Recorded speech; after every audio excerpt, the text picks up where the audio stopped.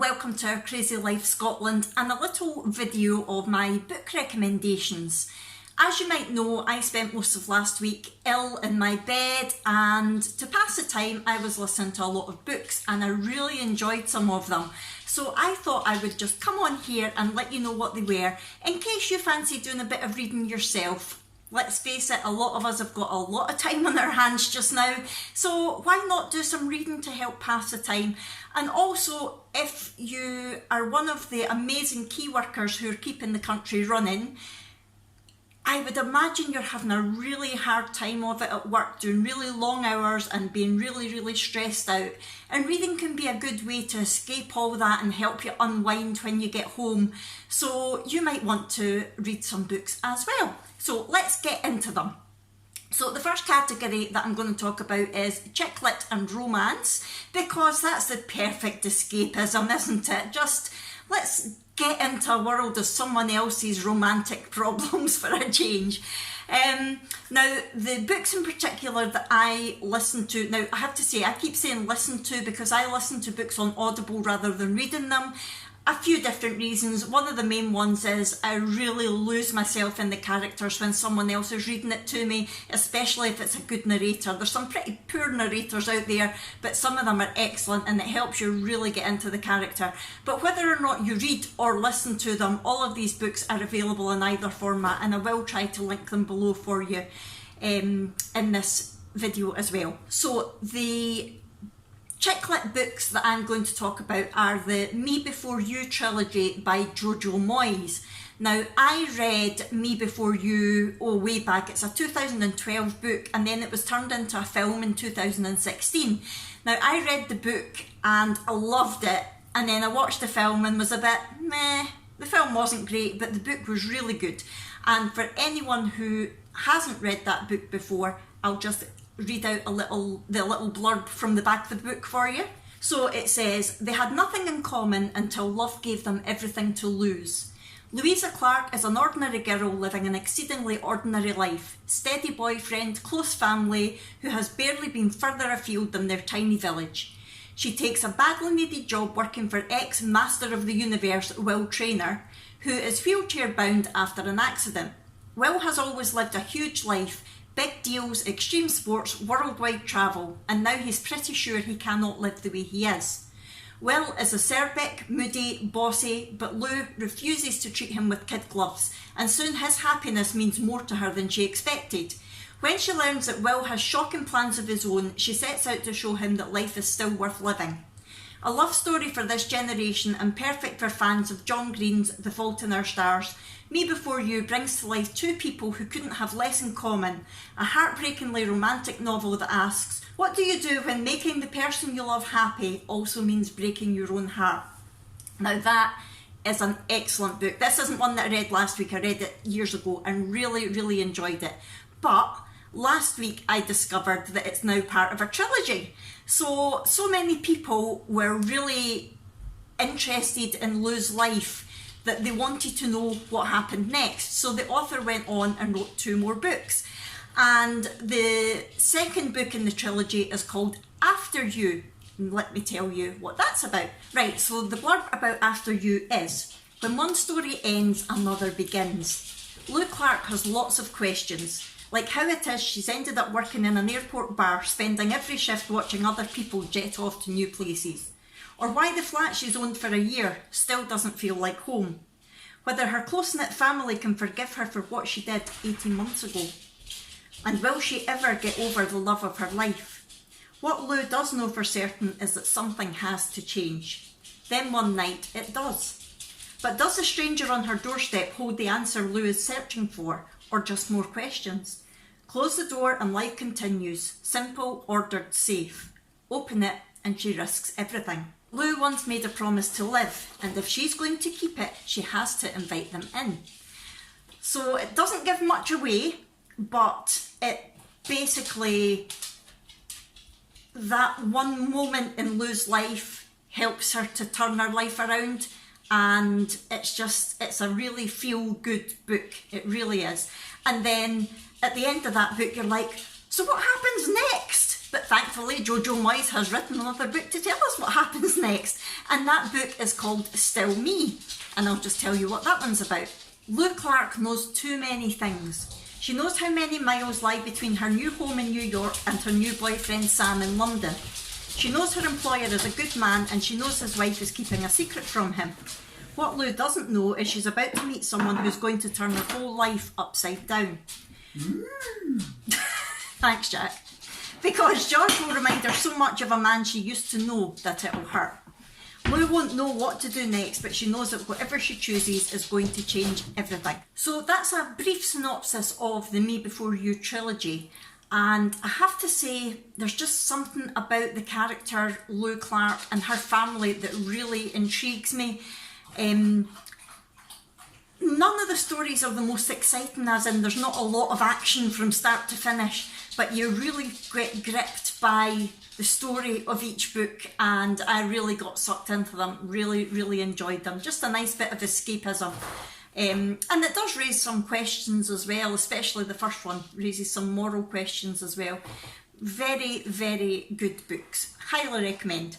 Now, on to the genre. That's a good word, isn't it? The genre of crime and thrillers. I like a good detective novel, especially ones that are a series where you follow the same detective from one book to another. I like that idea because not only are you getting the crime story, but you're starting to learn about the detective and their story as well. And that story always builds from book to book, even although the crimes that they're solving change. And I just came across a new author, well, new to me, with a new series. And the author is Michelle Davies, and the first book is called Gone Astray. The detective is DC Maggie Neville, and she is a very interesting character that has got a lot going on in her own life as well as her work life. Now, the first book, Gone Astray, I will tell you about that. When Leslie Kinnock buys a lottery ticket on a whim, it changes her life more than she could have imagined. Leslie and her husband Matt are the sudden winners of a £15 million Euro Millions jackpot. They move with their 15-year-old daughter Rosie to an exclusive gated estate in Buckinghamshire, leaving behind their ordinary lives and friends as they are catapulted into wealth beyond their wildest dreams. But it soon turns into their darkest nightmare when one beautiful spring afternoon, Leslie returns to their house to find it empty. Their daughter Rosie is gone. DC Maggie Neville is assigned to be family liaison officer to Leslie and Mac, supporting them while quietly trying to investigate the family. And she has a crisis threatening her own life, a secret from the past that could shatter everything she's worked so hard to build. As Leslie and Maggie desperately try to find Rosie, their fates hurtle together on a collision course that threatens to end in tragedy. Money can't buy you happiness, the truth could hurt more than a lie, and one moment really can change your life forever. Sorry if you can hear the dogs playing in the background, that's just the story of my life, isn't it? A very good book. This one gripped me pretty much right from the first chapter. I really got into it.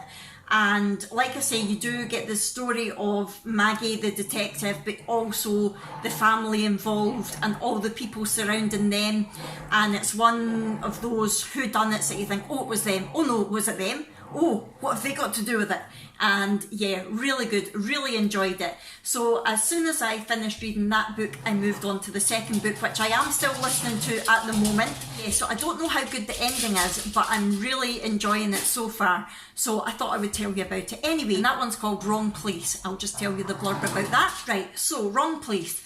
Two women lie in hospital beds, both subjects of police investigations. One, a vulnerable old lady, has been assaulted in her own home. Suspected to be the fifth victim of a young couple targeting pensioners, her injuries indicate an escalation in violence from the perpetrators. The second, a wife, has been attacked by her own husband, who subsequently fails in his own attempt to kill himself. Whilst there are no obvious parallels between the victims, DC Maggie Neville, the family liaison officer involved in both cases, begins to question what happened. Is it simply a case of both being in the wrong place at the wrong time, or is something far more sinister at play? And yeah, I'm enjoying that because, again, we're finding out more about Maggie and her family life, and we're also getting to know about these two other women. And at the point that I'm at, I'm maybe about a quarter of the way through, I'm thinking, are they linked? Are they not linked? And there's lots of different threads going on in the background, and I like that. I like being able to let my imagination run wild and play detective myself and try and figure out what the links are and what the clues are and things. So yeah, really recommend them. And from what I can see, I believe there's 4 books at the moment in the DC Maggie Neville series. So I look forward to reading the other 2 after I've listened to this one. Now, the third genre and the last book that I want to tell you about is children and sci-fi. Now, I'm not a child and I'm not into sci-fi. However, Brooke and I do like to listen to books together now and again when we're in the car, if we're going on a long journey or that sort of thing. And I came across this book that I thought Brooke would really find interesting. Now, what I will say is it's not for younger children because it's quite a ghosty, spooky story. But for older children and for adults, it's a really enjoyable book. So I thought I would tell you about it because obviously the children are at home just now as well. So it might be a nice book for you to read together or to listen to together like Brooke and I did. And even if the kid's too old for you to sit and actually read the story aloud to them, you could read it and they could read it and then you could talk about it.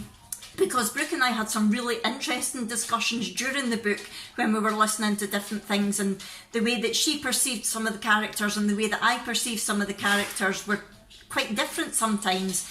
And she picked up things that I missed and I picked up things that she missed. So it was really good having the discussions about it. So I thought it would be quite interesting to tell you about it as well. Now, the book is called The Graveyard Book, and it's by an author called Neil Gaiman. Now, he actually wrote the book Coraline, which is an animated film for kids, which I've still never seen. And it looks like it's got that kind of sci-fi, spooky edge to it as well. So if you like Coraline, if you've seen that, then it's the same author. So let me tell you a little bit about this. Right, it says, here's a fantastic ghost adventure story laced with menace and humour. When a baby escapes a murderer intent on killing the entire family, who would have thought it would find safety and security in the local graveyard? Brought up by the resident ghosts, ghouls and spectres, Bod has an eccentric childhood learning about life from the dead. But for Bod, there is also the danger of the murderer still looking for him.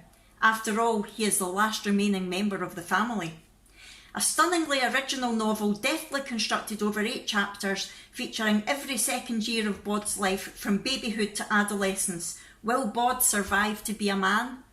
And like I say, it is a really good book.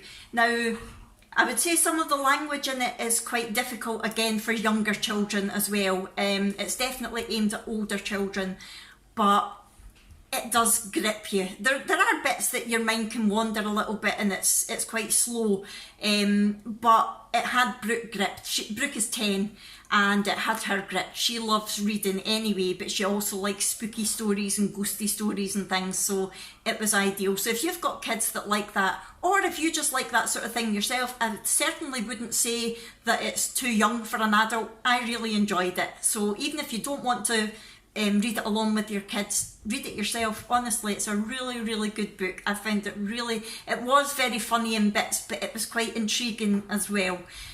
So yeah, that is the 3 genres that I wanted to tell you about today. I hope you found this useful. If you've read any of these books, please let me know in the comments below. Or if you've read any books that you think I might enjoy based on what I've told you in this video, please also let me know.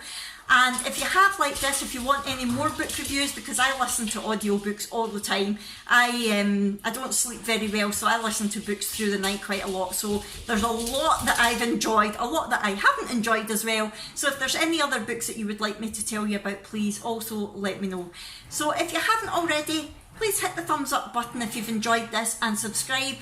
And I will see you in our next video. Oh, and I will put a link to Audible down below in case you want to give it a try. I think you get a free trial, I'm not sure. And I will also put